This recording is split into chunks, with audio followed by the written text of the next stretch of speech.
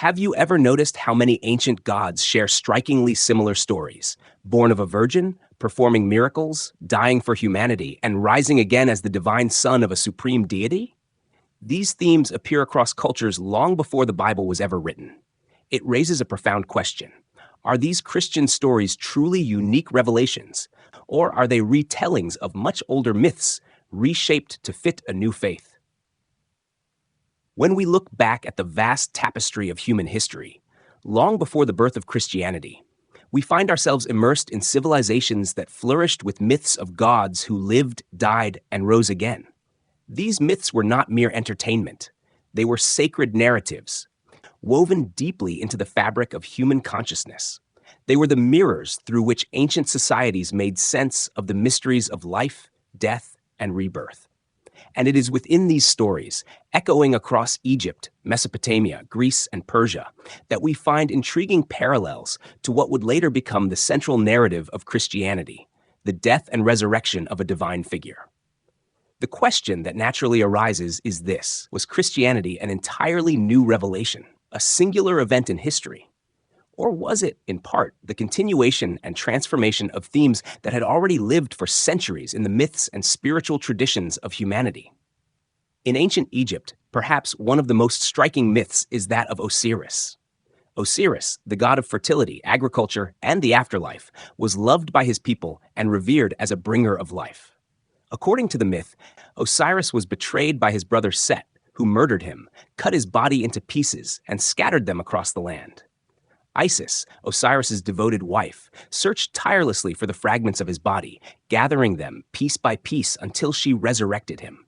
Though Osiris did not return to rule the living, he was reborn as the eternal ruler of the underworld, the judge of souls, and the symbol of everlasting life.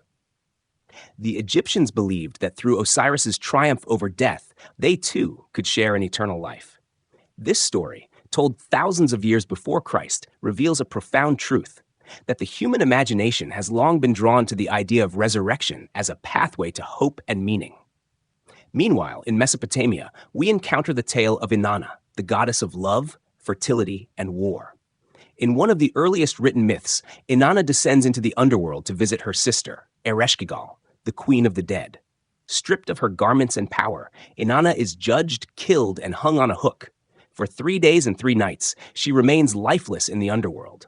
But then, through divine intervention and ritual, she is restored to life and returns to the world above.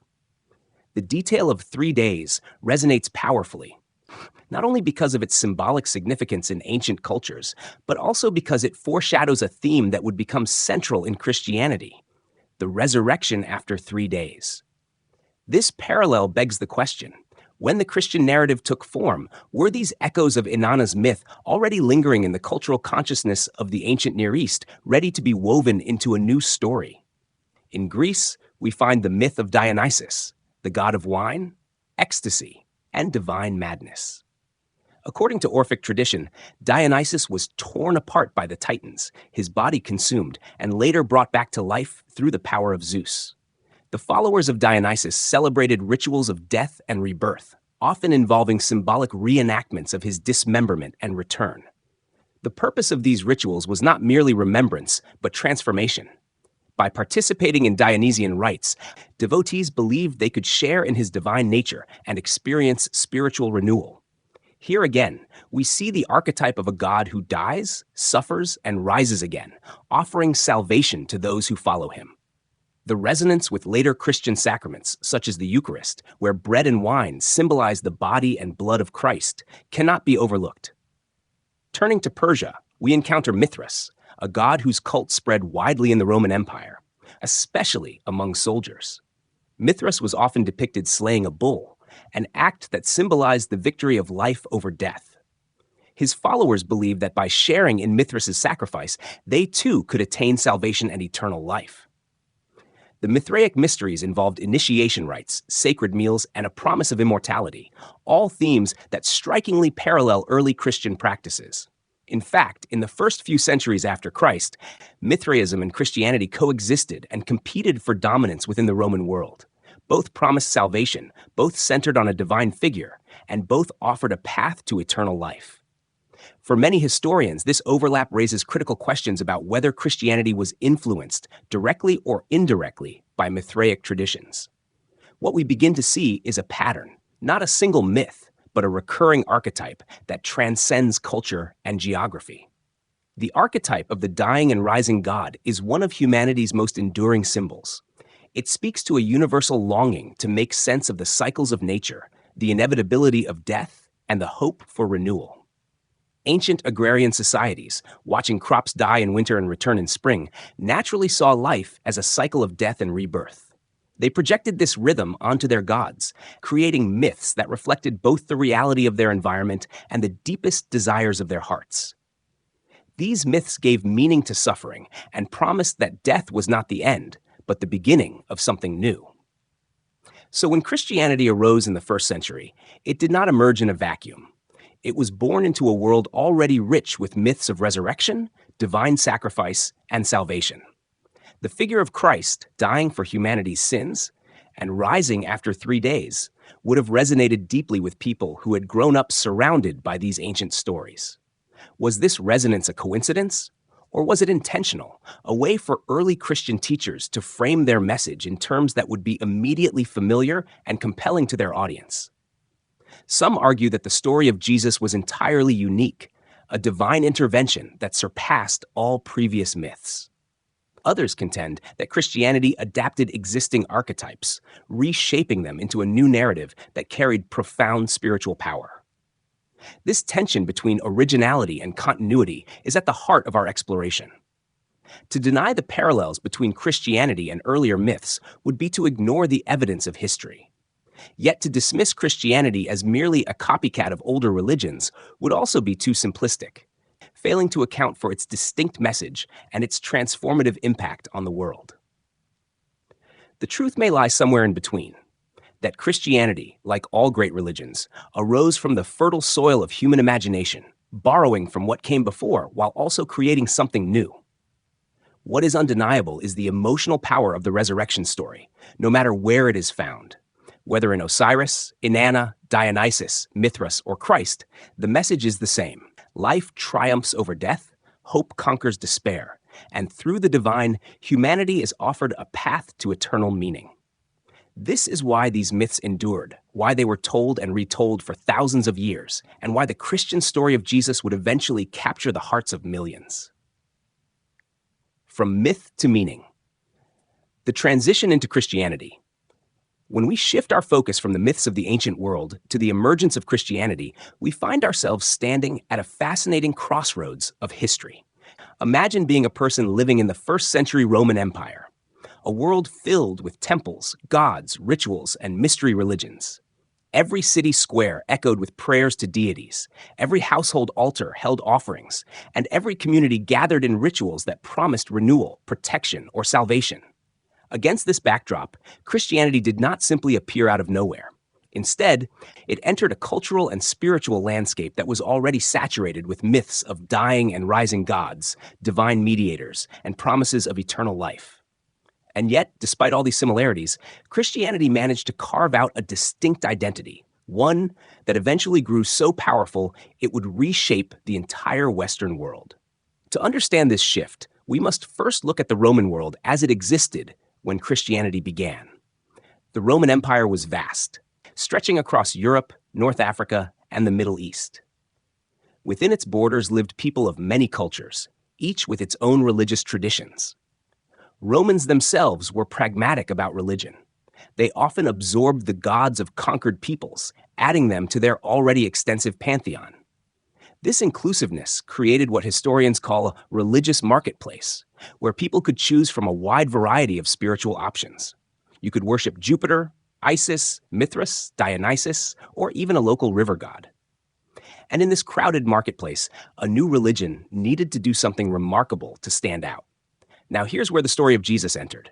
Unlike Osiris, who ruled the underworld after his resurrection, or Dionysus, who symbolized ecstasy and renewal, Jesus was presented as both divine and human, fully transcendent, yet fully relatable.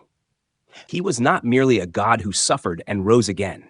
He was a man who walked among ordinary people, healed the sick, ate with outcasts, and spoke in parables that touched the deepest corners of the human heart. This blend of divinity and humanity set him apart from earlier myths. Osiris may have symbolized eternal life, but he did not walk through dusty Galilean villages, telling stories about mustard seeds and prodigal sons. Dionysus may have promised joy, but he did not preach forgiveness to Roman soldiers or compassion to sinners. Jesus' life was grounded in real historical time, within the struggles of an oppressed people under Roman occupation. That historical grounding gave Christianity a different texture. It was myth, but also history, a divine story, but also human memory. Still, parallels remained impossible to ignore. The crucifixion of Jesus, followed by his resurrection on the third day, mirrored themes already alive in the Mediterranean imagination. Early Christians were well aware of these cultural echoes, and some historians argue they may have intentionally framed their message in ways that resonated with existing myths. Think about it. If you were an early Christian missionary in a Roman city, how would you explain Jesus to people who already believed in Osiris or Mithras? You might emphasize that, like those gods, Jesus conquered death. You might highlight the shared themes of sacrifice and renewal. But then, you would take it one step further.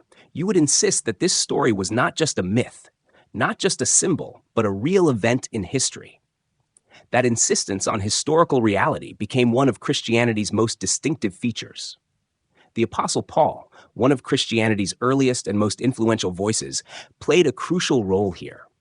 Writing to communities across the Roman Empire, Paul often used the language of mystery religions, speaking of initiation, transformation, and new life. But he anchored these experiences in the person of Jesus, a figure who had lived, died, and risen in recent memory. In Paul's letters, you can sense the blending of mythic archetypes and historical testimony.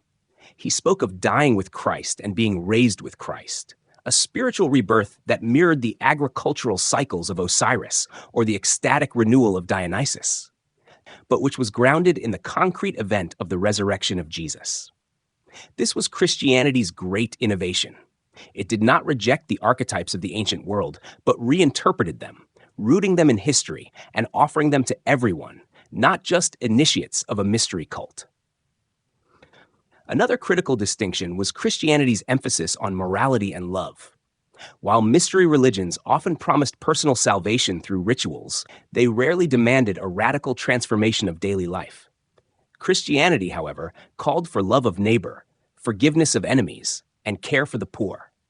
This moral vision, combined with the powerful myth of resurrection, created a religion that was not only emotionally compelling, but also socially transformative. It offered not just hope for the afterlife, but guidance for how to live in the present. For many people, especially the marginalized and oppressed, this message was revolutionary.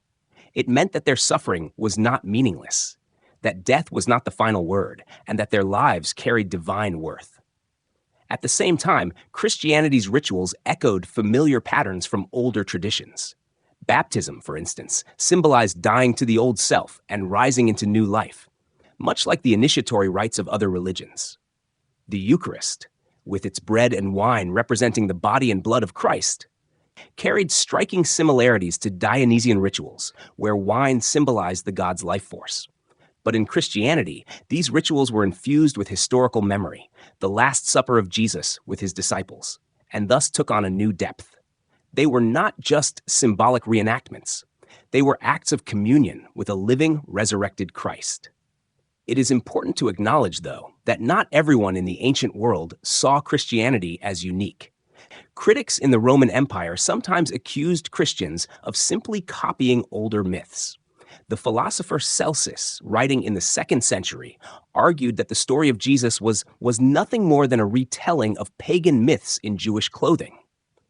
Early Christian thinkers like Justin Martyr responded by claiming that pagan myths were distortions of the truth, and that Christ was the ultimate fulfillment of these archetypes. In their view, the similarities did not undermine Christianity, they confirmed it. The myths of Osiris, Dionysus, and Mithras were seen as shadows or prefigurations, pointing toward the ultimate reality revealed in Jesus. This debate, whether Christianity was unique or derivative, has never fully gone away. Modern scholars continue to wrestle with it, some emphasizing the continuity between Christianity and earlier myths, others insisting on its radical originality. What cannot be denied is that Christianity managed to capture the imagination of the ancient world in a way no other religion did. Within just a few centuries, it grew from a small, persecuted sect in Judea to the dominant faith of the Roman Empire.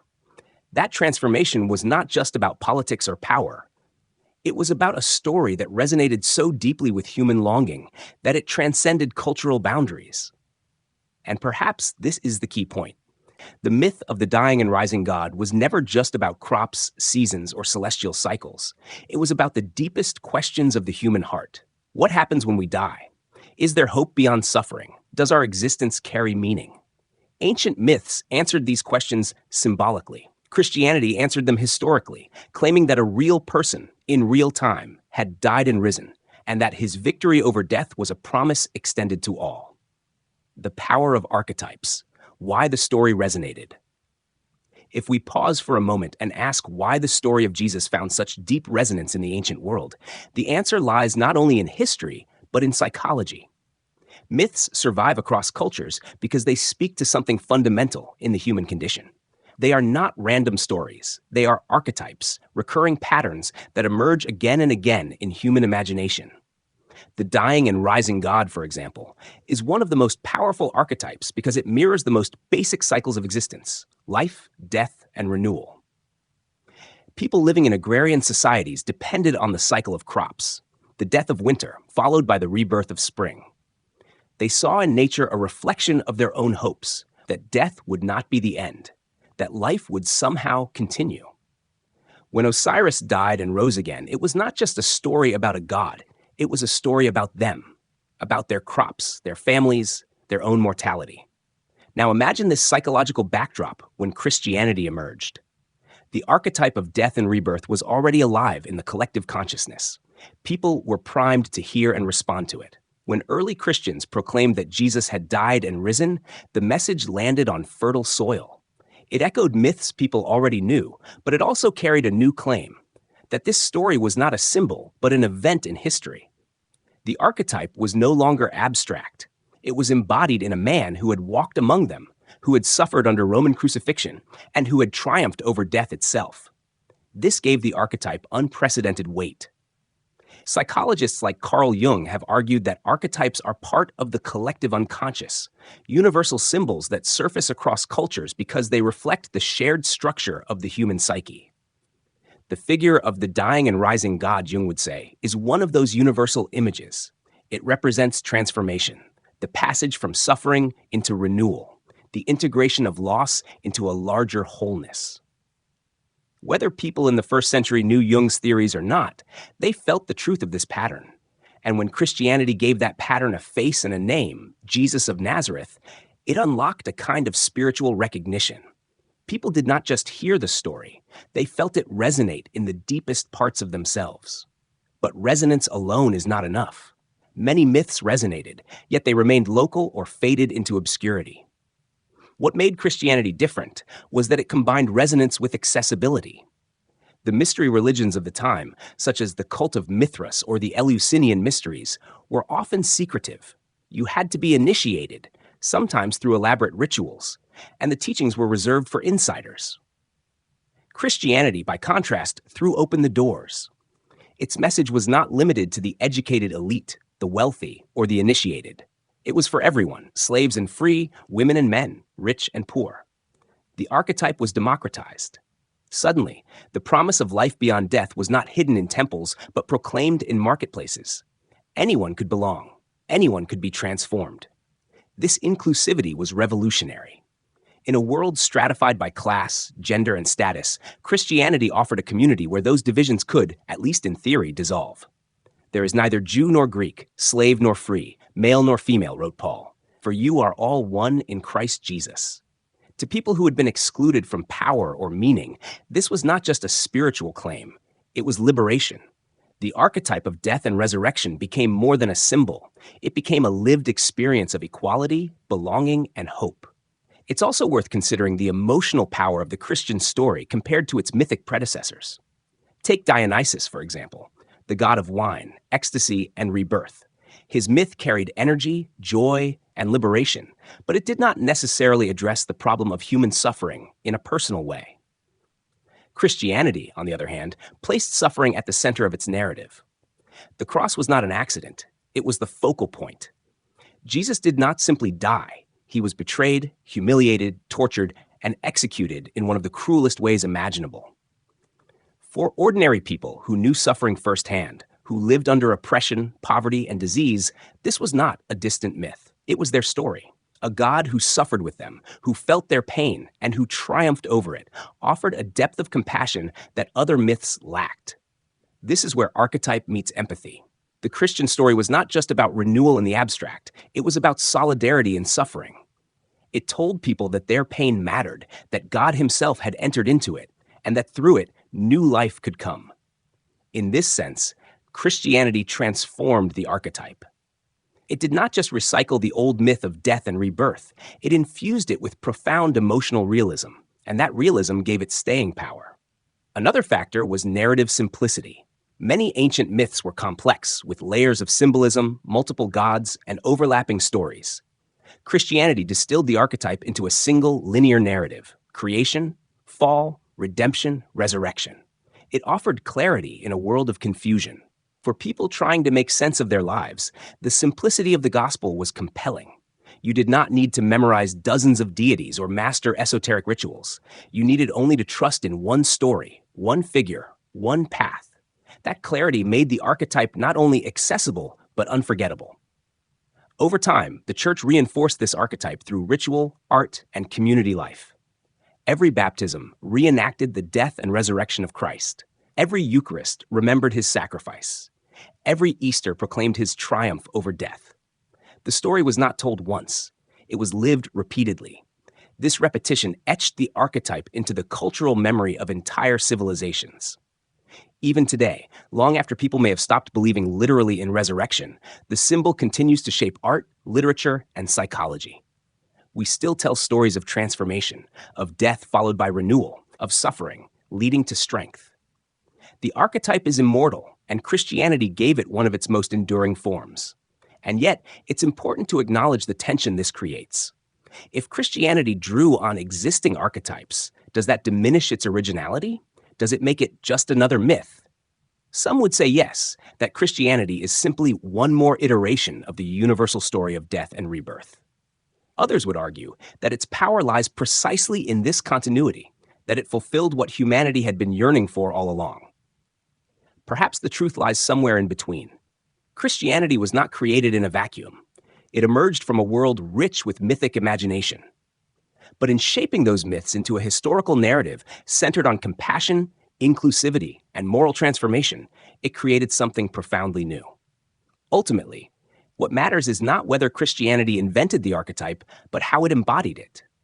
For millions across centuries, the story of Jesus was not just a tale, it was a lived reality that gave meaning to suffering and hope to despair.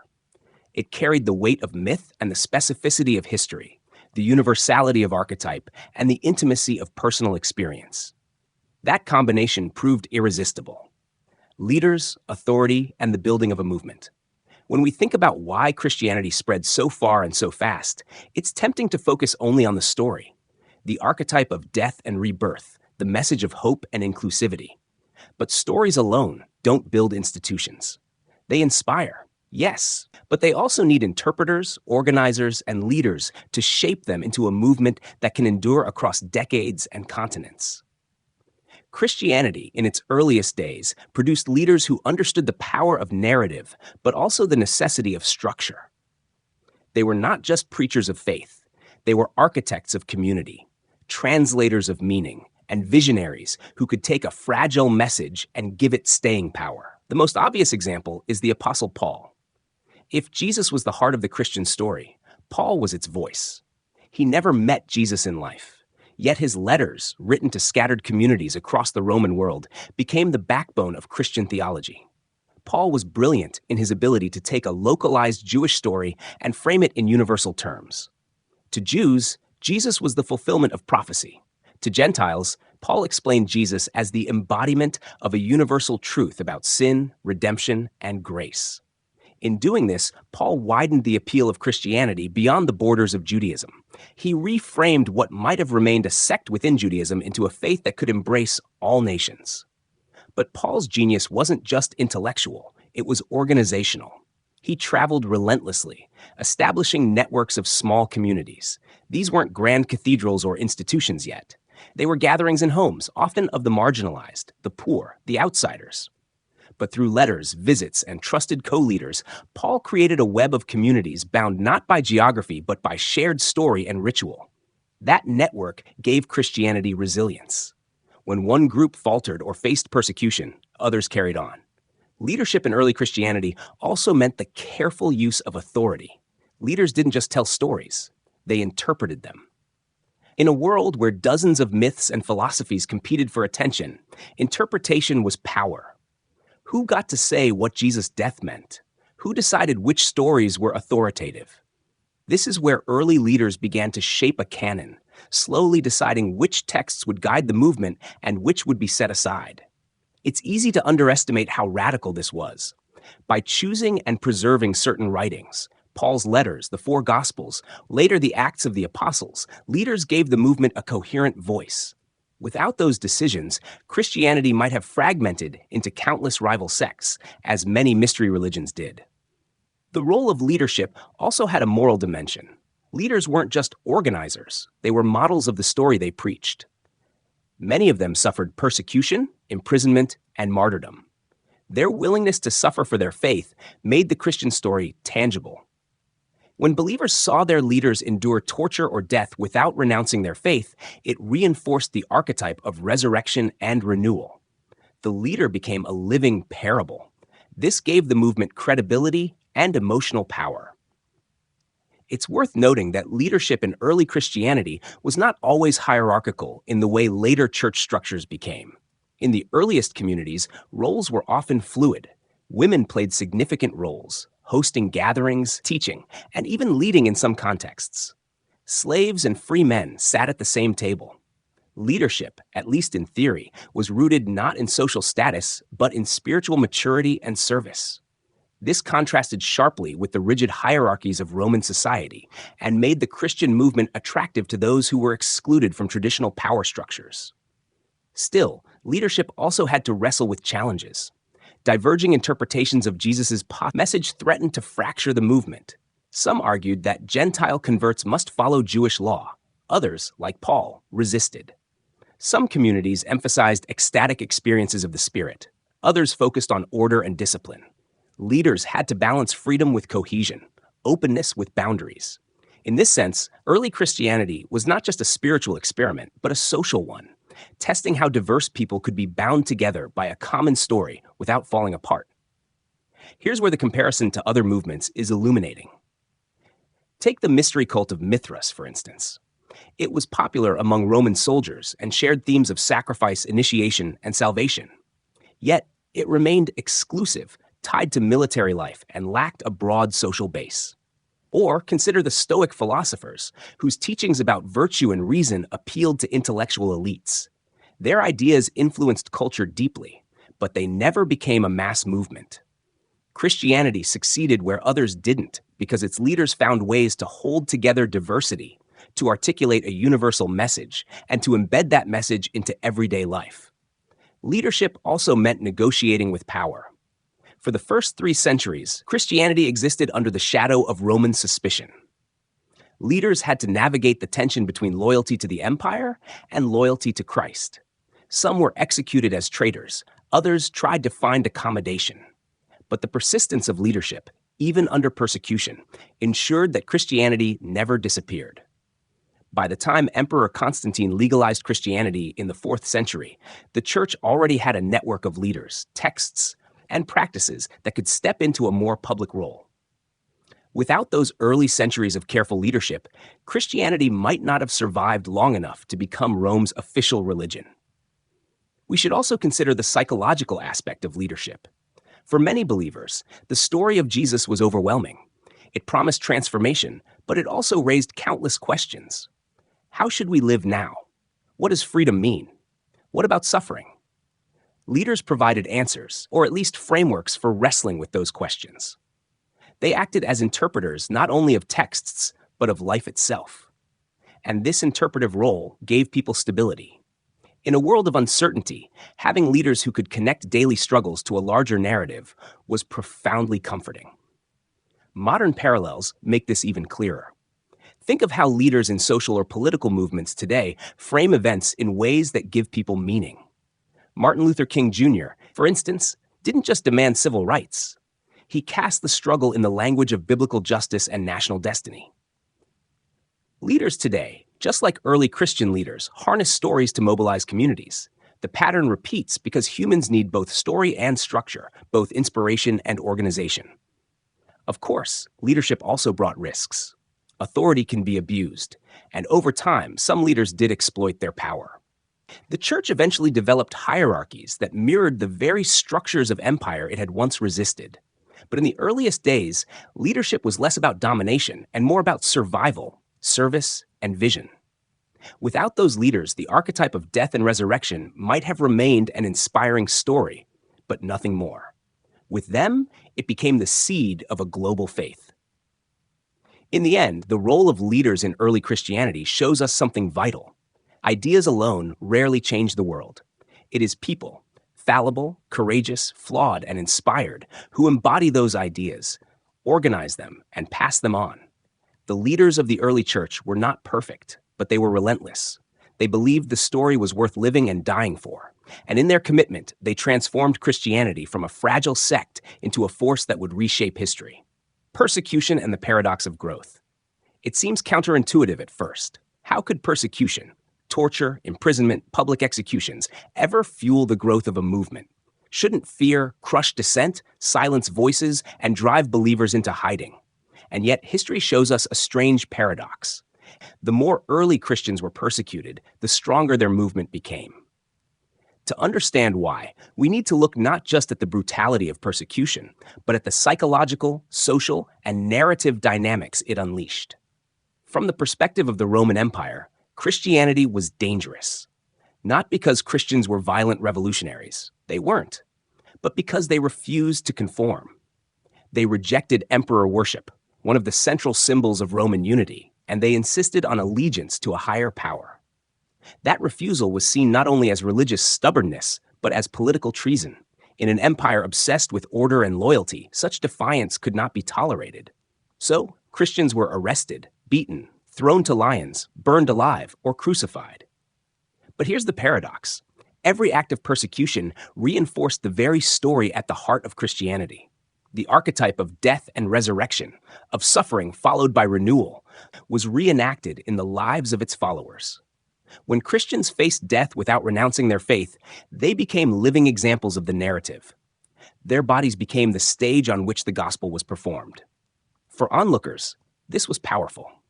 Instead of silencing the movement, persecution amplified it. Martyrs became heroes, their stories spreading far beyond their local communities. One of the earliest Christian writers, Tertullian, famously declared, "The blood of the martyrs is the seed of the church." What he meant was that every execution planted the story deeper into the soil of society. Spectators at public executions often expected Christians to plead for mercy or curse their captors. Instead, many sang hymns, forgave their killers, or went to their deaths with quiet dignity. This strange courage unsettled witnesses. Some walked away disturbed, others intrigued, and many drawn to ask, what kind of faith gives a person such peace in the face of death? That question alone was enough to spark conversions. Persecution also created solidarity within the movement. When communities were under attack, believers clung more tightly to one another. Shared suffering forged bonds that were nearly unbreakable. In the face of external hostility, internal divisions often softened. Believers cared for prisoners, supported widows and orphans of the executed, and shared resources to survive. This solidarity wasn't just practical. It was spiritual. It embodied the Christian ethic of love and mutual service, making the faith not only preached but lived. Outsiders looking in saw a community that truly practiced what it preached, and in a world of inequality, brutality, and indifference, that authenticity was magnetic. There's also a psychological principle at work here, one we still see today. When people suffer for a belief, their commitment to it deepens. Social psychologists call this costly signaling. If you're willing to risk your life for something, it must matter profoundly. This signal resonates with observers too. If others are dying for this, perhaps it's not a trivial cult, but something transcendent. In this way, persecution acted almost like free advertising. The empire intended to stamp out Christianity, but each execution shouted its message louder. Another important factor is how persecution shaped memory. Stories of martyrs were preserved, told, and retold across communities. These stories weren't just tragic accounts, they were framed as victories. The martyr wasn't a victim, but a conqueror, defeating fear, sin, and even the empire itself by remaining faithful. The Roman executioner could kill the body, but not the soul, and not the story. This framing turned loss into inspiration, grief into fuel. Over time, collections of martyrdom stories circulated, creating a shared heritage that bound distant communities together. The paradox of persecution is not unique to Christianity. We see similar patterns in other movements across history. Oppression often strengthens rather than weakens. Think of the civil rights movement in the United States. Images of peaceful protesters being beaten or jailed didn't destroy the movement, they galvanized it. Or consider Gandhi's nonviolent resistance in India. Every arrest and beating exposed the brutality of colonial rule and made the cause more compelling. Human beings are wired to admire courage in the face of suffering, and movements that produce such courage often gain moral authority. Early Christianity fit perfectly into this pattern. Persecution also had the unintended effect of spreading Christianity geographically. When believers were driven out of one city, they carried their faith with them to the next. What the Romans intended as dispersion became diffusion. Christianity spread not only through missionaries like Paul, but also through ordinary believers fleeing violence. In this way, persecution became a kind of missionary engine, scattering seeds across the empire. It's also worth noting how persecution shaped the theology of Christianity itself. Themes of suffering, endurance, and hope in the face of oppression became central to Christian teaching. Letters written to persecuted communities often emphasize the temporary nature of pain and the eternal reward of faithfulness. The idea that suffering could be redemptive, that it could participate in the story of Christ's own suffering, gave believers a framework to endure. Without persecution, Christianity might not have developed such a deep theology of suffering, one that still resonates with millions today. But let's not romanticize persecution entirely. It was brutal. Families were torn apart, communities traumatized, individuals subjected to unimaginable pain. The resilience of the movement should not make us forget the cost. Yet even here lies another paradox. The willingness to tell these painful stories openly, to remember them rather than bury them, gave Christianity its distinctive identity.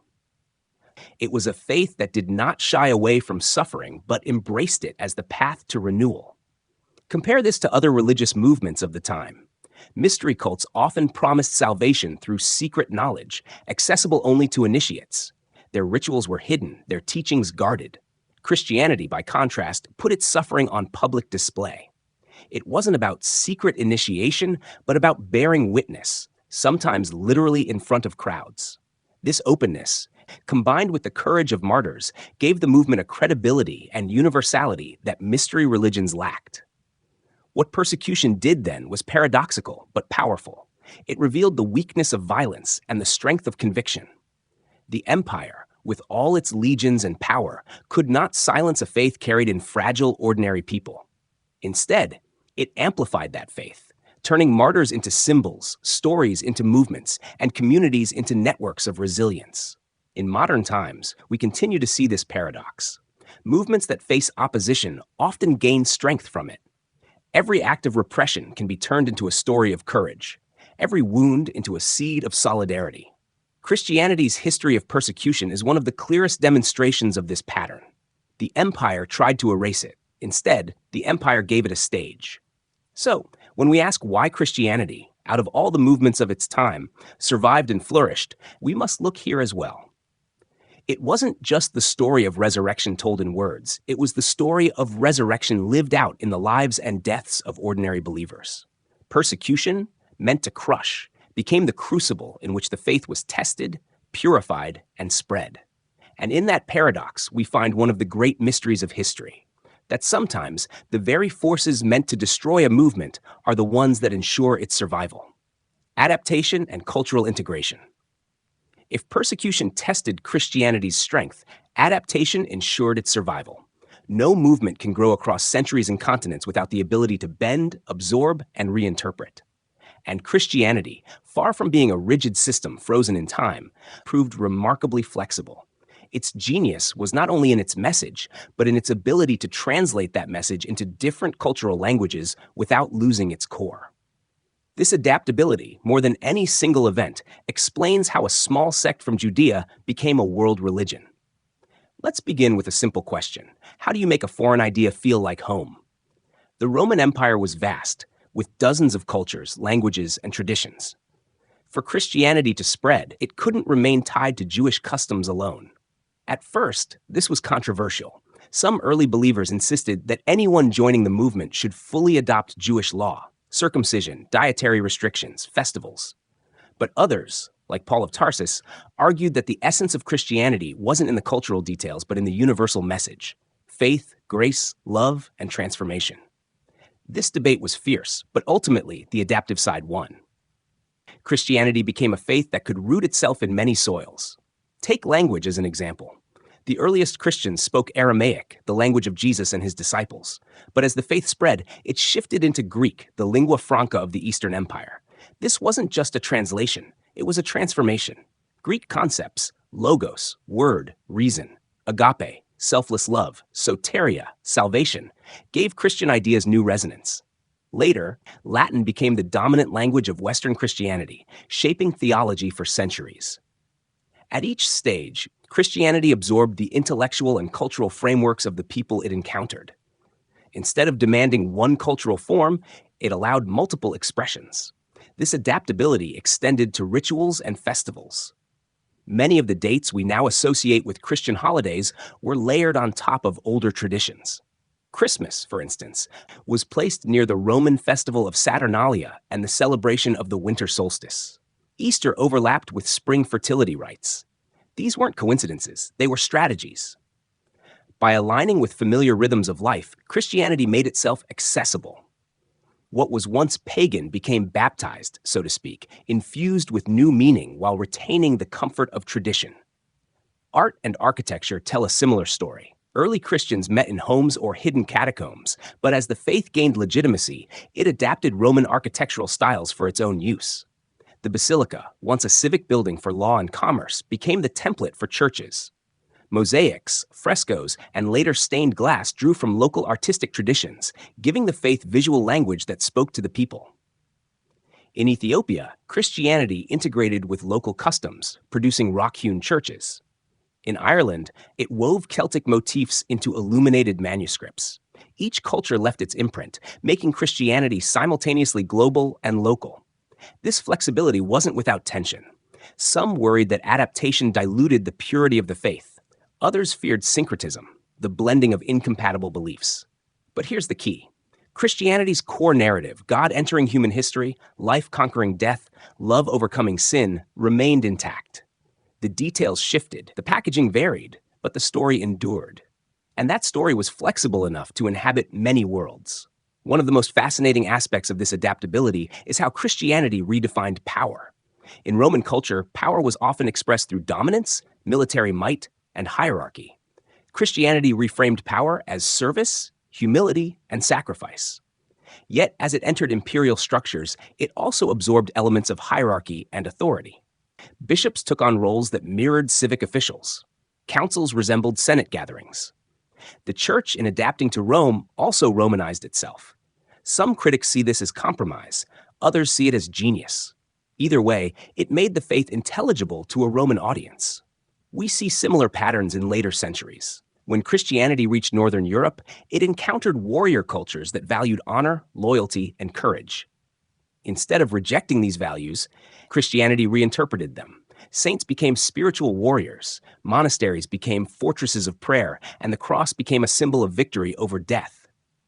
In Africa and Asia, Christianity adapted again, blending with local music, symbols, and philosophies. This ability to translate itself across contexts is why the faith could take root in such diverse lands without becoming unrecognizable. The adaptability wasn't only cultural, but intellectual. Christianity entered into dialogue with philosophy, especially Greek thought. Concepts from Plato and Aristotle were woven into theology, producing systems of thought that could stand alongside the great philosophies of the age. Thinkers like Augustine and Aquinas didn't reject reason. They embraced it, arguing that faith and reason were allies, not enemies. This integration gave Christianity intellectual credibility in a world that valued wisdom as much as piety. Another layer of adaptation came through governance. In its early days, Christianity was decentralized, with small communities guided by elders. But as it grew, structures became more formal. Bishops, synods, and eventually the papacy emerged.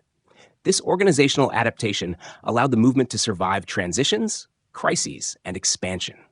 It wasn't always smooth. Schisms and debates tore communities apart. But the very fact that such structures could evolve showed a remarkable resilience. Now here's the paradox. Adaptation made Christianity both universal and particular. Universal, because its message could be understood across cultures. Particular, because each culture expressed it differently. This balance between the one and the many, between the core and the context, gave Christianity a unique dynamism. Too rigid, and it would have stayed a small sect in Judea. Too fluid, and it would have dissolved into vagueness. Somehow it managed to hold both, a clear center with flexible edges. Let's bring this into the modern world for a moment. Think about how Christianity looks today in different regions. In Latin America, it often carries flavors of liberation theology, emphasizing justice for the poor. In Africa, it's infused with vibrant music, dance, and communal life. In East Asia, it intersects with Confucian and Buddhist traditions, sometimes emphasizing discipline and harmony. In the West, it is split into countless denominations, each adapting to cultural shifts in different ways, from high liturgy in cathedrals to contemporary worship in megachurches. This diversity isn't a sign of weakness, but of adaptability. The ability to adapt also explains why Christianity could survive scientific revolutions, industrialization, and globalization. When faced with challenges, from heliocentrism to Darwin's theory of evolution, it struggled, debated, and sometimes resisted. But in the long run, Christianity found ways to reinterpret itself. Not always perfectly, not always peacefully, but persistently. This willingness to wrestle with new ideas, rather than retreat entirely, kept it relevant. What can we learn from this? Movements that endure are not those that lock themselves in the past, nor those that abandon their essence for every passing trend. They are the ones that discern what is essential and what is adaptable. Christianity's history is a masterclass in this discernment. Its essence, love, redemption, hope remained firm. Its expressions, language, art, rituals, governance, shifted with the times. In this adaptability lies a deeper truth. Universality is not sameness. To be truly global, a message must allow for difference. Christianity became a world faith not by erasing cultures, but by inhabiting them.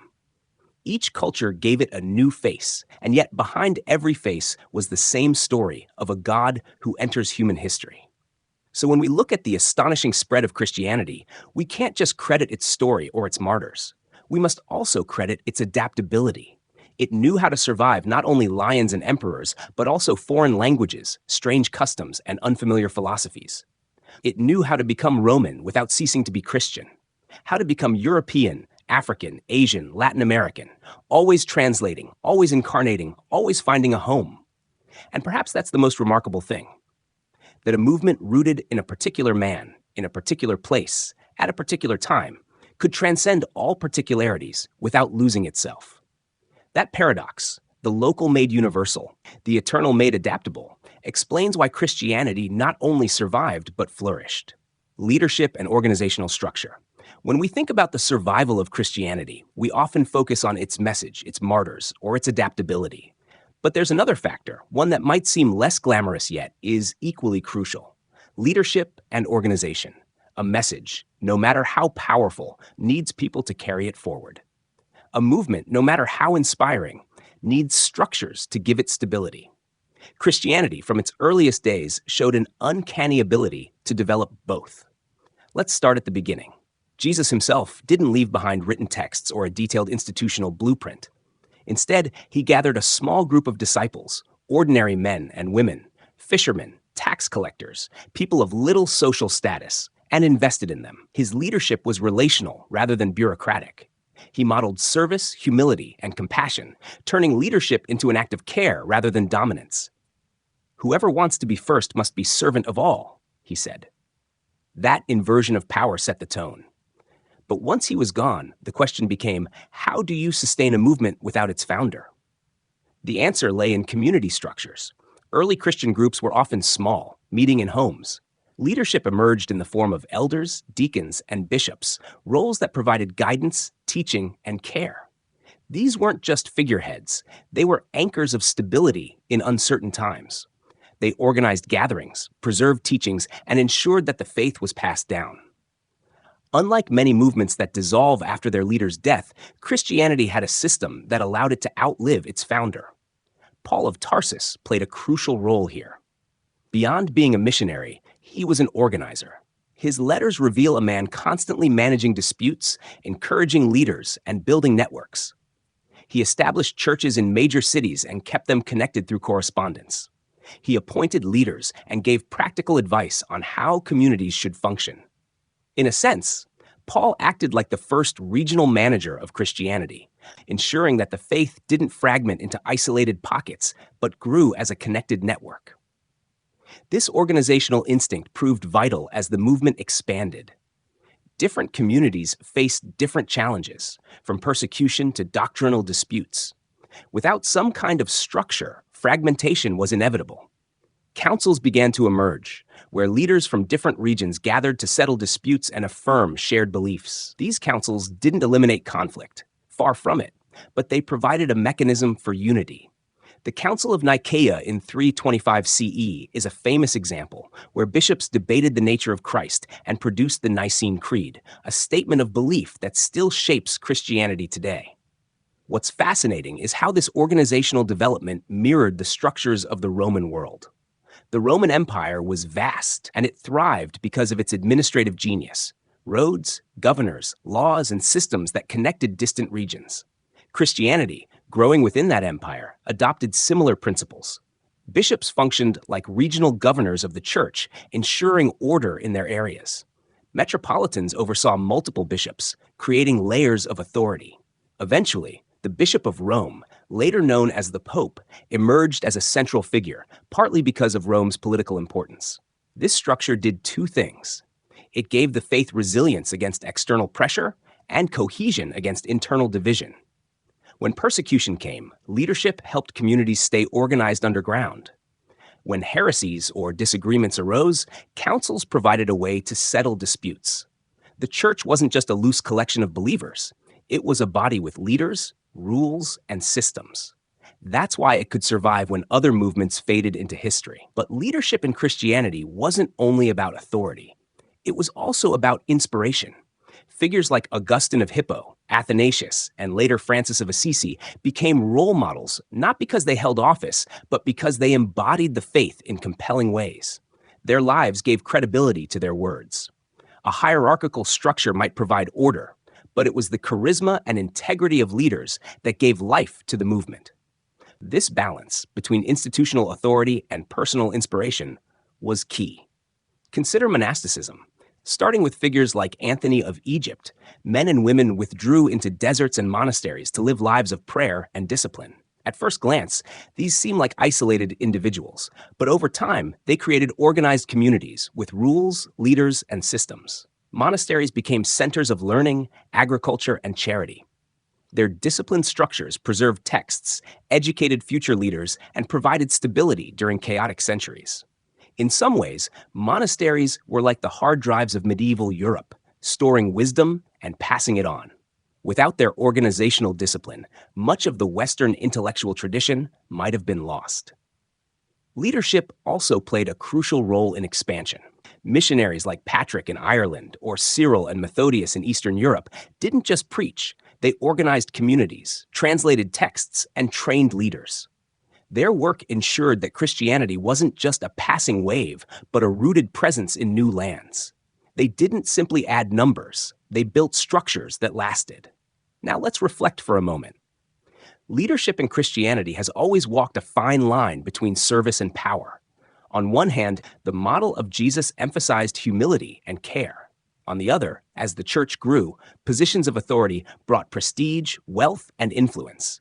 Sometimes this led to corruption, abuses, and conflicts that damaged the church's credibility.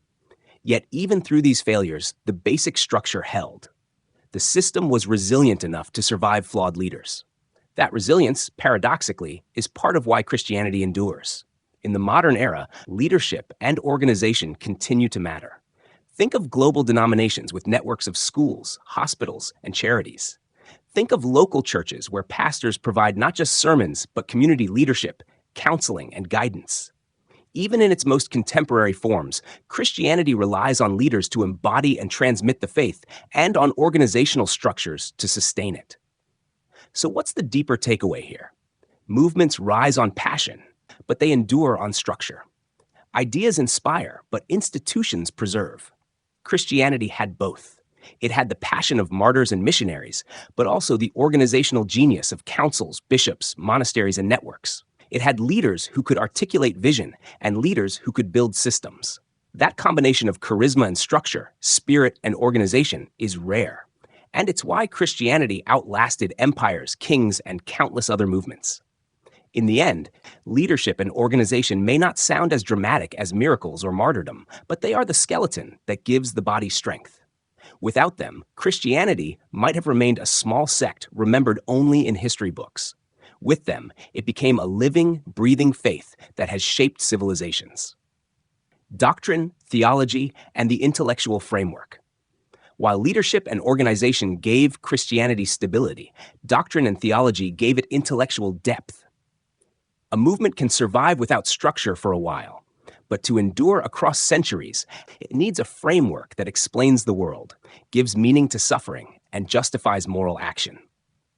Christianity's success was not just in its stories or rituals. It was in its ability to present a coherent system of beliefs that addressed existential questions. The earliest Christians inherited ideas from multiple sources: Jewish monotheism, Greek philosophy, Roman ethics, and local pagan traditions. They didn't simply accept these ideas wholesale. They interpreted, synthesized, and adapted them. Concepts like the logos, divine reason, and cosmic order came directly from Greek philosophy, especially Stoicism and Platonism. But Christianity gave the logos a new form. The logos became incarnate in Jesus Christ. Suddenly, abstract philosophy wasn't just intellectual, it was personal, embodied, and relatable. Similarly, ethical teachings, while often attributed uniquely to Jesus, had roots in earlier traditions. Love your neighbor, forgive your enemies, and care for the poor were not novel concepts. They echoed the moral insights of Confucius, Buddhist thought, and Greek philosophers like Socrates and Aristotle. Christianity didn't invent these ideals. It systematized them into a moral framework anchored in a divine narrative. This combination of morality, myth, and metaphysics created a comprehensive worldview that addressed both the spiritual and practical dimensions of life. The development of theology, the systematic study of God, allowed Christianity to respond to internal and external challenges. Debates over the nature of Christ, the Trinity, and salvation were not mere academic exercises. They were survival strategies. By articulating a coherent theology, early Christians could unify diverse communities, clarify misunderstandings, and defend their beliefs against critics. The Nicene Creed, for instance, wasn't just a statement of faith. It was a tool to preserve consistency and prevent fragmentation. Doctrine became a glue that held the movement together across cultures and generations. Christianity's intellectual framework also made it flexible. By engaging with philosophy and natural reasoning, it could appeal to educated elites in the Roman Empire. The works of early theologians like Augustine and Origen bridged scripture and philosophy, showing that faith and reason were not enemies. This gave Christianity legitimacy in intellectual circles and helped it spread beyond the poor and rural populations into cities, courts, and centers of learning. The faith could survive scrutiny because it had answers that were internally consistent, morally compelling, and intellectually defensible. Moreover, doctrine provided psychological security. Humans crave explanations for suffering, death, and injustice. Christianity offered answers: sin, redemption, resurrection, and eternal life. These ideas were powerful because they promised continuity beyond death and moral order in life. By offering both a spiritual narrative and a rational structure, Christianity addressed both emotion and intellect. It satisfied the human need for meaning, order, and hope, functions that myths alone could not fully achieve. The intellectual framework also allowed for adaptation. Over centuries, Christianity developed different schools of thought: scholasticism in the Middle Ages, mysticism in the monasteries, humanism during the Renaissance, and modern theology in contemporary academia. Each adaptation maintained core principles while addressing new cultural, social, or philosophical contexts. This adaptability ensured that the faith remained relevant, intellectually credible, and compelling to new generations. Doctrine and theology also legitimized authority. Leaders weren't just administrators, they were interpreters of divine truth. Bishops, theologians, and scholars could claim that their guidance was grounded in scripture, reason, and tradition. This gave the church a claim to moral and spiritual authority that was difficult to contest. Even when structures were challenged politically or socially, the theological framework provided stability and legitimacy. Finally, theology gave Christianity its narrative power. It framed human history in terms of creation, fall, redemption, and ultimate restoration. This story structure gave followers a sense of participation in a cosmic drama. Every individual became part of a larger story with meaning, purpose, and direction. This narrative coherence, supported by doctrine, helped maintain identity, community, and devotion across time and geography. Conclusion: the alchemy of survival. Why Christianity endured. When we step back and consider all these factors: adapted myths, strategic rituals, leadership, organization, doctrine, and theology, we see a pattern. Christianity survived and thrived not because it was wholly original, but because it was masterfully adaptive. It borrowed what worked, structured it, gave it intellectual depth, and framed it within a compelling narrative. It started with stories familiar to ancient people: dying and resurrecting gods, divine birth, sacred meals, and moral codes. These elements were already powerful symbols. Christianity didn't discard them. It reshaped and rebranded them, making them resonate with diverse populations across centuries. By retaining the familiar while providing new names, interpretations, and systems, the faith could spread rapidly. People didn't feel alienated. They felt recognized and included. Leadership ensured stability. Community structures, hierarchical roles, and councils created resilience against persecution, doctrinal disputes, and social upheaval. Charismatic individuals inspired devotion, while organized systems preserved the faith and transmitted it to new generations. Doctrine and theology gave the faith intellectual and moral coherence. They explained the universe, justified ethical behavior, and provided meaning in suffering. They gave followers a rational and emotional framework, making Christianity compelling to both the heart and mind. By continually integrating new ideas and responding to cultural shifts, theology allowed the faith to remain relevant across centuries. Christianity's success is a testament to human ingenuity. It shows how stories, symbols, and ideas can be woven together to create a resilient cultural and spiritual system. It wasn't divine originality that made it powerful. It was cultural adaptation, strategic leadership, structured organization, and intellectual coherence. Christianity thrived because it understood human psychology, leveraged familiar patterns, and offered hope, identity, and meaning in a complex world. Understanding this history doesn't diminish the faith for those who practice it.